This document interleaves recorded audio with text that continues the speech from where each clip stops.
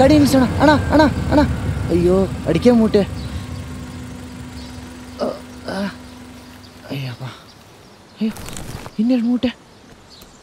ಅಣ್ಣ ಅಣ್ಣ, ಇನ್ನೆರಡು ಅಡಿಕೆ ಮೂಟೆ ಅಲ್ಲೆಲ್ಲೋ ಬಿದ್ದೋಗ್ಬಿಟ್ಟಿದೆ ಅಣ್ಣ.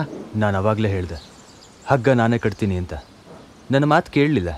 ಅಣ್ಣ ಇಲ್ಲೆಲ್ಲೋ ಬಿದ್ದಿರುತ್ತೆ, 2 ಹೆಜ್ಜೆ ಹೋಗಿ ಬಂದ್ಬಿಡೋಣ. ವಾಪಸ್ಸೆಲ್ಲ ಹೋಗೋಕ್ಕಾಗಲ್ಲ, ಅದೆಲ್ಲಿ ಬಿದ್ದಿದೆಯೋ ಏನೋ. ಈಗ ನಾವು ಬೇಗ ಹೋಗಲಿಲ್ಲ ಅಂದರೆ ಮಂಡಿ ಕ್ಲೋಸ್ ಆಗುತ್ತೆ. ಗಾಡಿ ಹತ್ತಿ.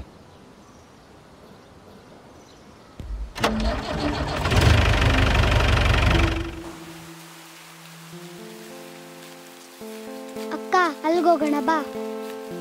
ಸುಮ್ಮನೆ ಬಾ. ನಾನ್ ಬರಲ್ಲ.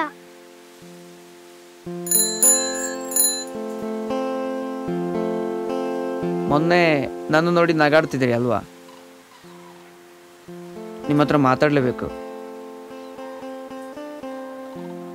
ಹೇಳಿ, ಎಲ್ಲಿ ಸಿಗ್ತೀರಿ? ನಾಳೆ ನಿಮ್ಮನ್ನೆಲ್ಲ ಆಟಾಡೋದಕ್ಕೆ ಅಂತ ಬೀಚ್ ಹತ್ರ ಕರ್ಕೊಂಡು ಹೋಗ್ತೀನಿ. ಈಗಲಾದರೂ ಬರ್ತೀಯಾ?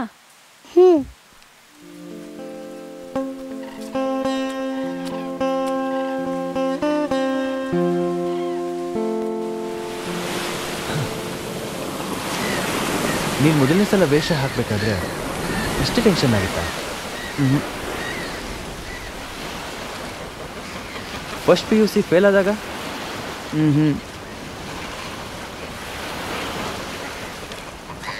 ಹೋಗ್ಲಿ, ಹೋದ ದೀಪಾವಳಿ ದಿನ ನನ್ನ ಜೀಪ್ ಆಕ್ಸಿಡೆಂಟ್ ಆಯಿತು ಅಂತ ವಿಷಯ ಗೊತ್ತಾದಾಗ?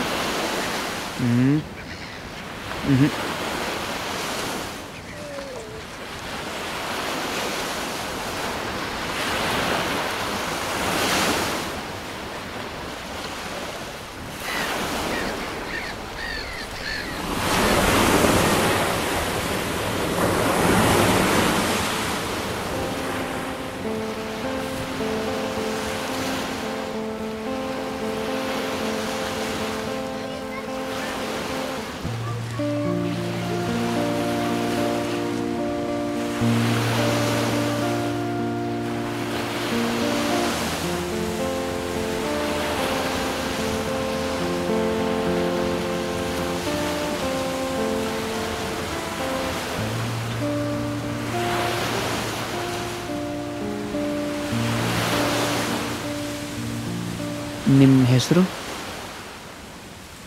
ಉಮಾ. ಗೊತ್ತಿತ್ತು ನನಗೆ. ಮಕ್ಕಳ ಹತ್ರ ಕೇಳಿದ್ದೆ.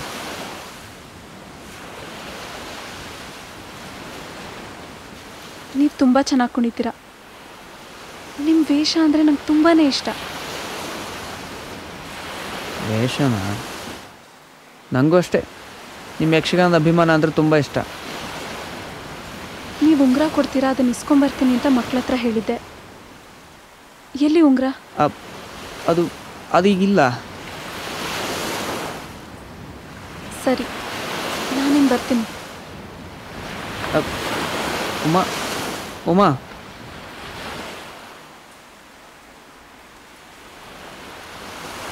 ನನಗೆ ನಿಮ್ಮ ವೇಷ ಮಾತ್ರ ಅಲ್ಲ, ನೀವಂದ್ರೂ ಇಷ್ಟ.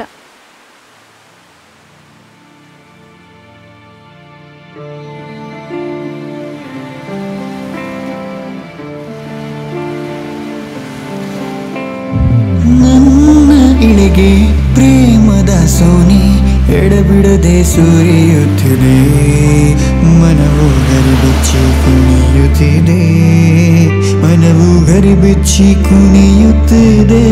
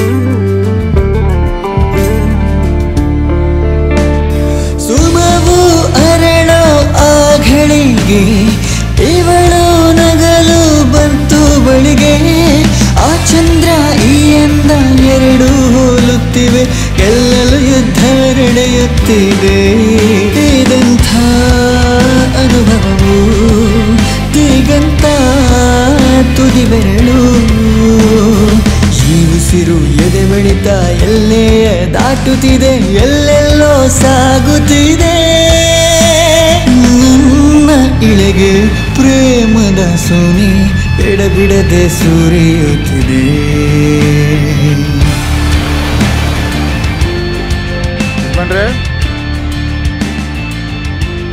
ಯಜಮಾನ್ರೆ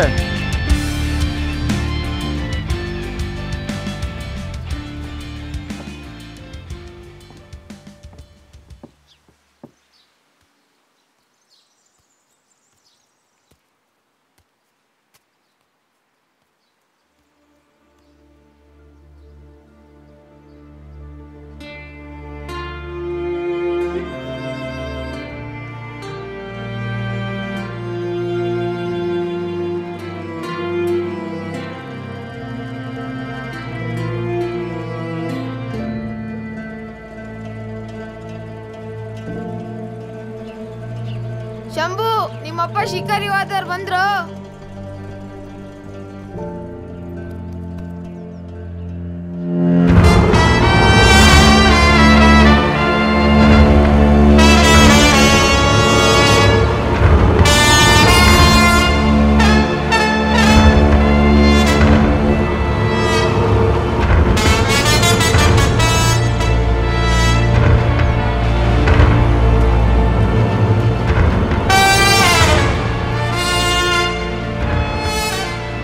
ಅವತ್ತು ಅಪ್ಪನ ಮುಖದಲ್ಲಿ ಯುದ್ಧ ಗೆದ್ದಿರೋ ಹೆಮ್ಮೆ ಕಾಣಿಸ್ತಿತ್ತು. ಎಲ್ಲರ ಮನಸ್ಸಲ್ಲೂ ಕರುಣೆ, ಮಾನವೀಯತೆ ಸುಪ್ತವಾಗಿದ್ದೇ ಇರುತ್ತೆ. ಆದರೆ ಅವು ಅಪ್ಪನಲ್ಲಿ ಸೋತು ಹೋಗಿದ್ವು. ಕ್ರೌರ್ಯ, ಹಿಂಸೆ ಇವೆಲ್ಲ ನಿಜವಾದ ಗೆಲುವಲ್ಲ.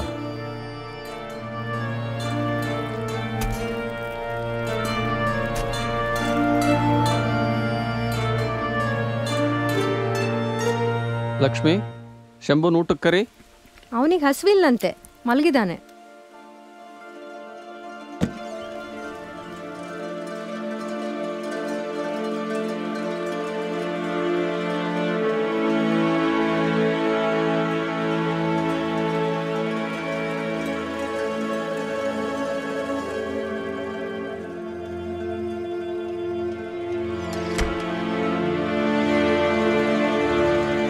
ಈಗ ಜನ ಹೇಗಿರ್ತಾರೆ ಅಂತ ನಿನಗೆ ಗೊತ್ತೇ ಇದೆ. ಮುಖದಲ್ಲಿ ಒಂಚೂರು ನಗೆ ಕಂಡ್ರೆ ಸಾಕು, 1 ವರ್ಷದ ಗೇಣಿಗೆ ನಾಮ ಹಾಕಕ್ಕೆ ನೋಡ್ತಿರ್ತಾರೆ. ಅಂಥದ್ರಲ್ಲಿ ನಿನ್ನ ಮಗ ಹುಲಿ ಥರ ಬೆಳಿಬೇಕು. ಅಯ್ಯೋ, ಅವನಿನ್ನೂ ಚಿಕ್ಕ ಹುಡುಗ. ಅವನ ಪ್ರಾಯದಲ್ಲಿ ನಾನು ಅಪ್ಪನ ಹೊಟ್ಟೆಗೆ ಶಿಕಾರಿಗೆ ಹೋಗ್ತೀನಿ ಅಂತ ಹಠ ಹಿಡ್ದು ಕೂರ್ತಿದ್ದೆ. ಬೆಳೀತಾ ಬೆಳೀತಾ ನಿಮ್ಮ ಥರನೇ ಆಗ್ತಾನೆ ಬಿಡಿ.